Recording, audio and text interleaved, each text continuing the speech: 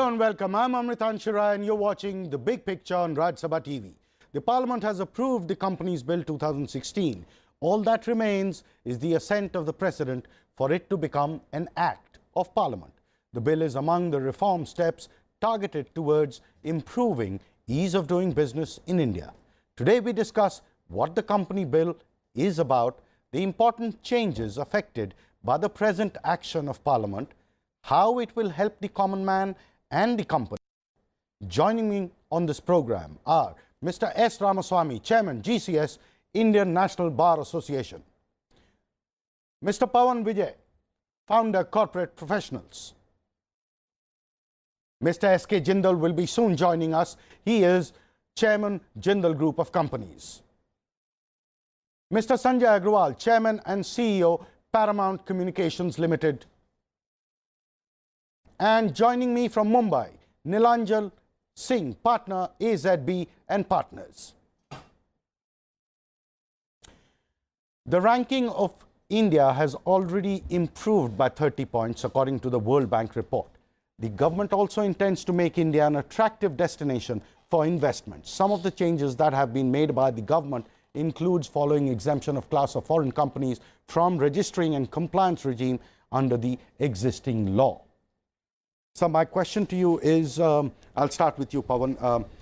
Addressing difficulties, that is the stringent compliances that were there or imposed in the first bill that was introduced by the earlier UPA government, 2013. All this government has done is undo it so as to improve the ease of doing business in this country. Is that how you see it? No, this is not an undo. They have done, because when you do, the new law is there, when you implement it, you find some problems, some practical issues. So in this particular bill, which is now shortly will be the amendment, they have identified all issues which are where the corporates were facing problem, where the corporate were taking advantage. So they have plugged all the loopholes, they have simplified, and now it's a better law which is talking about the proper ease of doing business. Because ease of doing business doesn't mean that everything should be simplified, everything should be clear. Whatever it is not clear, it's a confusion, it's a not ease of doing business. Could you specifically mention one or two changes which actually targets ease of doing business? What is it that now there was a communication gap, confusion, pecuniary relationship. So suppose I'm a director and I'm using hotel services or I'm using car of my company, which is where I'm a director, it's a pecuniary relationship. So there was no definition that how much I can use, whether I'm using one cigarette, one hotel room, it's a pecuniary relationship. Now they have mentioned, clarify that the 10% of your income should be treated as pecuniary. Mean I have a 1 lakh rupees income and 10% of my income, there's a 10,000. If it is more than this, then it will be pecuniary relationship. Okay, so they have really gone into depths and identified and specifically targeted in order to make it easier for business community. Yes. I'll come to you, Mr. Swamy, Mr. Ramaswamy. How do you see employment generation actually improving? You were mentioning just a while ago that contract business is going to be one of the biggest beneficiaries of this, and that's where you see the employment really happening. Okay, let me put it this way. There is a method to this entire theory which this particular government in India has gone in, which is they want to usher in the corporate governance regime. They also want to plug in the loopholes in terms of defaulters, and they also want to allow foreign investors to look at India as a destination to do business. Having said that, one of the impediments of foreigners coming in and doing business in India has always been India's low performance in terms of contract regulation and enforcement. So whether it be the courts, whether it be actually renegading on your contracts. With that in mind, the government is very clear that by putting in steps, by bringing in a harmonization between, for the first time perhaps, there is a harmonization coming in between the Companies Act with respect to SEBI, with respect to Reserve Bank of India, their rules, regulations, and also bringing in maybe CSR as a role play. So I'm just taking an example. CSR as a role play is going to play a very important role because companies are now required to give their preceding 1 year's,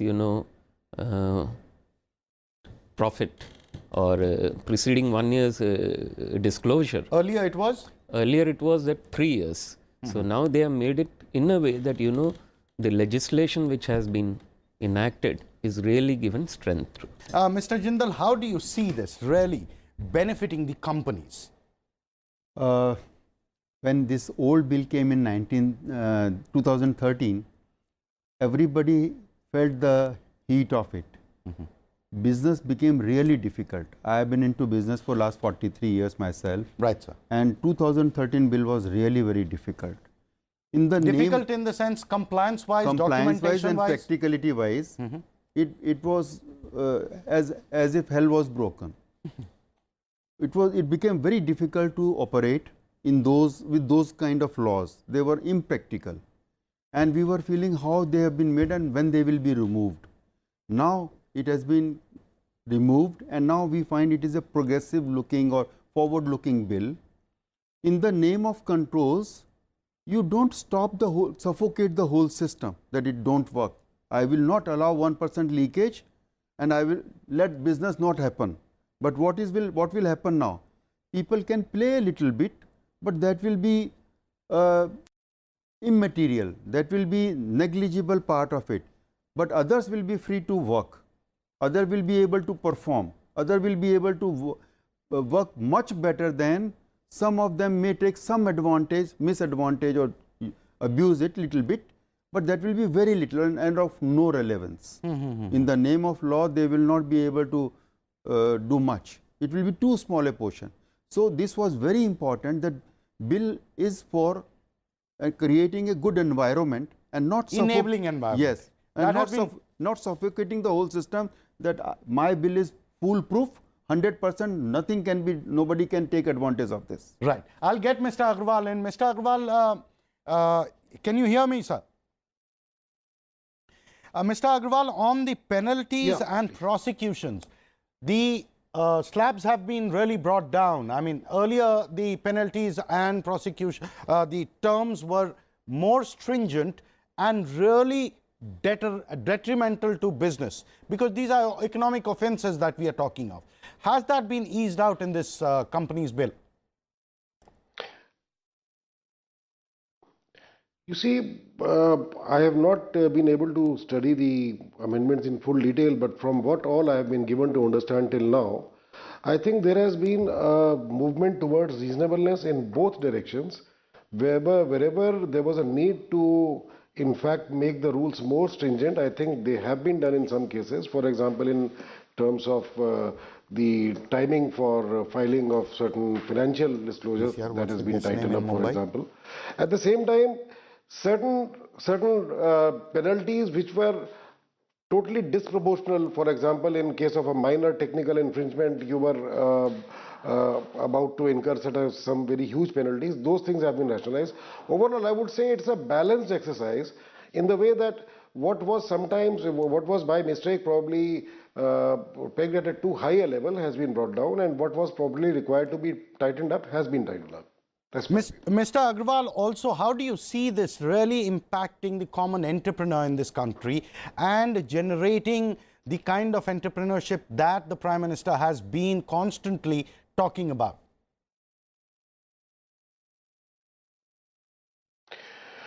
You see, I think this is, one has to understand that this is a part of the process which has been set into motion with the ease of doing business having become a major target for the government, both at the central and state levels. For example, some pretty small but very significant changes have come about in terms of, for example, self-declaration being allowed to a new company director going for an affidavit. Some 30 days being allowed to set up a registered office instead of 15 days earlier. Now, these sort of minor things cause a big, disturbance or an, ease to a budding entrepreneur, to somebody who's about to start business. So I believe this sort of consideration for the concerns of an entrepreneur who's about to start his business is definitely going to help in ease of doing business. And that is one part, I think that is the major part in encouraging industry. And industry or trade or, is what is going to bring employment end of the day. We'll get in Nilanjala, who's connecting with us from Mumbai. Nilanjala, can you hear me? Please respond. Yeah, I can hear you. Nilanjana, on the, we've done, I mean, the ease of doing business, we've kind of just figured it out a bit. But on the growth and employment aspect, do you see any real major change that is really going to help generate employment and growth both? Well, I think growth and employment naturally is also a corollary of ease of doing business, right? So as you've said, we've also already spoken about how this will definitely help in the ease of doing business. So I think that will obviously have a follow-on effect on employment as well, because foreign companies often have an issue coming into India because of many minor issues that we recently spoke about setting up companies in India, the problems with all of that. So I think that will obviously have a follow-on effect to generate employment, because ease of doing business therefore means more investment and therefore more employment. But I think also a few of the smaller changes in the bill, like for example, permitting sweat equity. So originally sweat equity in the old act was not permitted for a period of 1 year. I think for startups now, I think especially aimed at startups, and because they are not able to give a high remuneration, they need to be able to give sweat equity. The bill has allowed sweat equity at the time of incorporation. So I think that is one of the measures that will definitely help as far as employment generation is concerned. So I think it's an overall effect, plus I think certain specific changes in that regard in the bill. Earlier, Nilanjana, there was a provision which prohibited foreign companies who even were transacting or trading with India through electronic means, had their setup outside. There were certain issues, and the 2000 Act had actually imposed certain restrictions and compliances on them. What is the status as of now as far as these companies are concerned? That's right. So I think in the previous act, the definition, I mean, the existing act, the definition of a foreign company was extremely wide. So the moment anyone did any business in India, even through electronic means, they were classified as a foreign company.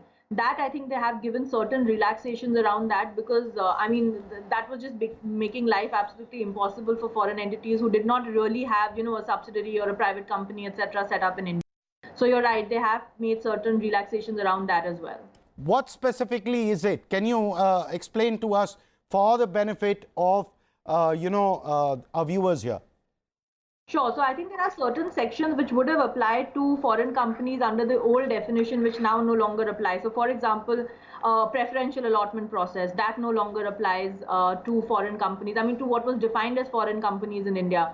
The requirement to file a prospectus, that no longer applies, because it cannot apply actually. If you look at the definition, it was simply making it impossible in its application. So I think those are some of the specific, relaxations given to, what would be deemed as foreign companies in India. Right. Mr. Jindal, redefining small business, that's really going to be a big step in how the new entrepreneurship takes over. How is that going to help? Small businesses need more help, more easier laws to comply with. They cannot comply with very strict and too many laws. So when you put too much of burden on them, they don't flourish. This will help. This will sort of revolutionize the management, the control of running the business. This will make it easy, and they will be able to create more jobs, I think. If the business grows, job automatically grows. If business gets killed because of the overburdening of the laws, the jobs also get killed in the process. You want to add to that, Pawan, Vijay? No, because a small business definition they have changed. Now Right. it's a 5 crore to 10 crore and 20 crore to 100 crore turnover. Well, how is that going to impact the small No, business? because suppose you want to do merger, so small companies are a short route. There's no need to go to the court. Second is the compliance is simplified and less. And in future also there's a demand going on. The small company should be treated in a different footing than the big company. So it will be advantageous. So now the question is, 5 crore and 20 crore is every company's turnover. So people were asking that it should be increased. So they have increased now. So that is one advantage. Second is the biggest problem was the managerial remuneration. Now they have changed the managerial remuneration. Now you can give any amount of managerial remuneration by passing a special resolution. Only condition is that you should not be defaulted. So this way they will change. And when you were talking about the foreign companies aspects, so there is one biggest issue. Foreign companies are investing in India. So sometimes they are investing and they are having a wholly owned subsidiary company in India. But for having a meeting, they have to come here. So every year there are 2 directors, those who are on the board, they have to come to just attend the meeting. So now they have allowed that if you are a foreign company and you have a wholly owned subsidiary company, then you can have a meeting anywhere in the world. So basically, they have kind of disallowed the foreign directors from traveling to India. No, that's it. So, but the biggest point which we are, which we should not miss out in this program, the penalty point has changed. Yes. Yeah. And this, people may say this is a burdensome. What No. specifically is No, it? the point is, previously what was happening, you were having a due date, then you having a 270 days.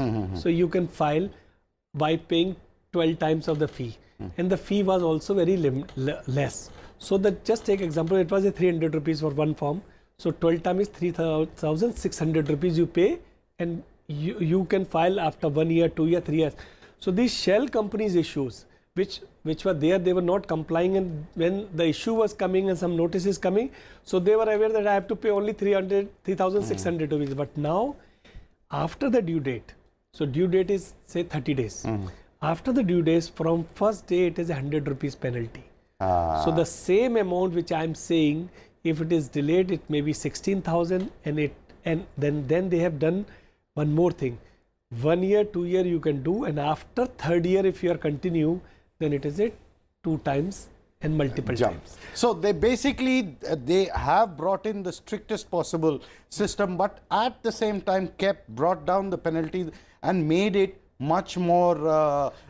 Penalty has not reduced. Penalty is now disciplined. I get it. I get the point. I should not form a company just for the keep it, or any Tom, Dick and Harry should not form the company. Everybody who is doing business, he should form the company. Form the company and then seriously conduct business and not do anything else.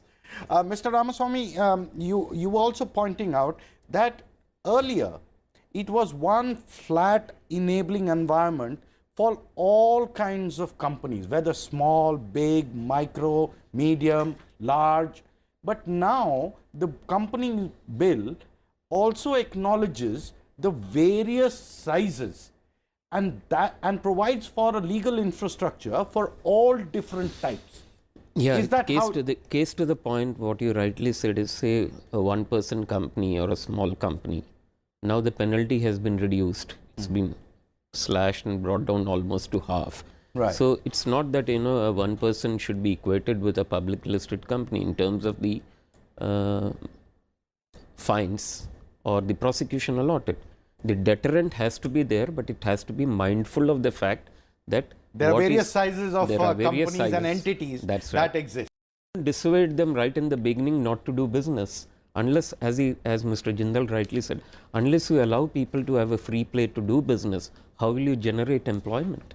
The self-attestation change has made a real big difference for the companies, because that is where, and rightly so, the Prime Minister went ahead and said, if you can't trust your own people, then whom can you trust?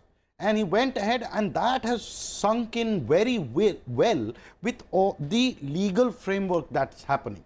One small little change, impact that this change is going to have on your company. You see, when these rules are too strict or too heavy on you, they sort of become non-starter. People ignore and people avoid going into that direction. But with such changes like self-attestation thing you mentioned, now it seems so logical why it should not have been done much before. Yeah. And in every case, they were so insistent of this, it was causing so much of pain for everybody.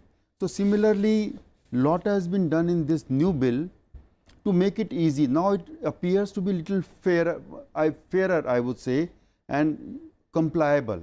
Right. Earlier, these last 4 years, I have seen it was such a pain every time you are paying so much heavy penalties, etc. For people, those who are running actual businesses, Got it. I'll get Nilanjana in on this. Nilanjana, do you see the contractual business ranking improving after this company law bill becomes an act of parliament? The contractual business ranking, the impact on it. Sure. I think some of the contractual business ranking, as you've noted in the past, really does depend also on the ease of doing business. So if you look at the many changes that they brought, right, and a lot of it, so some of it is obviously on making things stricter where we thought that there were still loopholes in the act, but a lot of it is really on just making things a lot easier. So if you look at all the relaxations given under Section 185, given under Section 186, which was causing a lot of problem on intercompany loans and deposits and all of that. If you look at how they've deleted, the sections 194, 195 on forward dealing and insider trading, which really had no place in the Companies Act because that is completely under the SEBI regime and is well governed under that. If you look at how they made the private placement process easier. So I think given all of that, I think, it will definitely have a follow-on effect on the general ranking on contractual framework and the ease of doing business, because one kind of plays into the other, Right. So I think it would definitely have a positive Nilanjana, impact. also on the harmonizing bit between the various aspects of the RBI and the SEBI and the company law, harmonizing that has been attempted in this law. How do you see that? Yeah, I think that's a very positive, positive step that they've taken within this. So like I said, some of the sections which were with regard to insider trading, for example, they applied under the existing act to even private companies, where honestly there is no material non-public information. So because there is no public market of such securities. So I think if you look at that, look at forward dealing, look at the relaxation that they've given. They've said, audit committee and nomination remuneration committee only is now required with regard to listed companies. So again, I think they've tried to do a lot towards harmonization, which I think people had been, advocating for that for a while, and that it's very heartening to see that they have taken that, taken that up and have made changes to that effect. Now, of course, because certain changes have come in the bill, we'll also have to see certain changes in the SEBI, for example, because if you look at the definition of independent directors, they've now classified what pecuniary interest means. So now SEBI will also need to align its definitions to make sure that there's no difference between the Companies Act and the SEBI LODR requirements. So I think while Companies Act has done a lot, I think we'll now have to see certain changes within the SEBI framework as well because of this.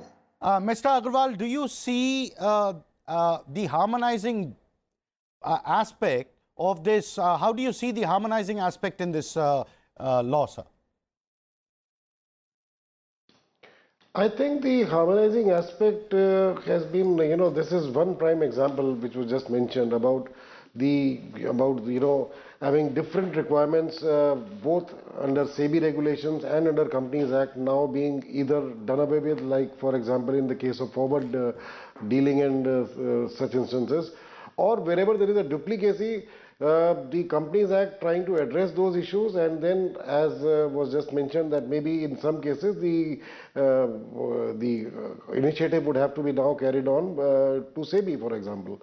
But in addition, I would say that a lot of things that I would specifically like to mention in addition to what all has been mentioned is, for example, on the issue of discounted equity for conversion of debt into for debt into equity.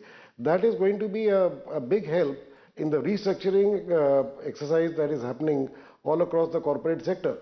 So Mr. Agarwal, I'll have to interrupt you here. Mr. Agarwal, I'll have to interrupt you here, sir. That's all we have time for in this episode of Big Picture. Thank you, Mr. Agarwal. Thank you, Nilanjana in Mumbai. Thank you, Mr. Jindal. Thank you, Mr. Ramaswamy. Thank you, Pawan. Thank you all for joining us on this show. We'll be back with a new issue and a new episode. Keep watching Rajyasabha TV.